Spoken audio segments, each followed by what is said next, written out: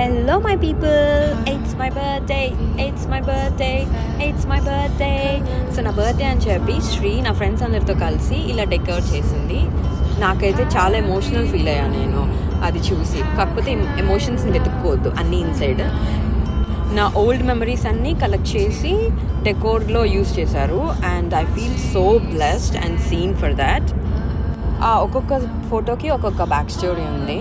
మీరు అక్కడ చూసిన కేక్ నా ఫ్రెండ్ తీసుకొని వచ్చింది. ఎక్కడ నా బర్త్డే మిస్ అయిపోతానా అని చెప్పి చాలా త్వరగా వచ్చింది. చాలా త్వరగా అంటే 8 to 7 అనుకుంటారు, కాదు 11:50కి వచ్చింది అనమాట.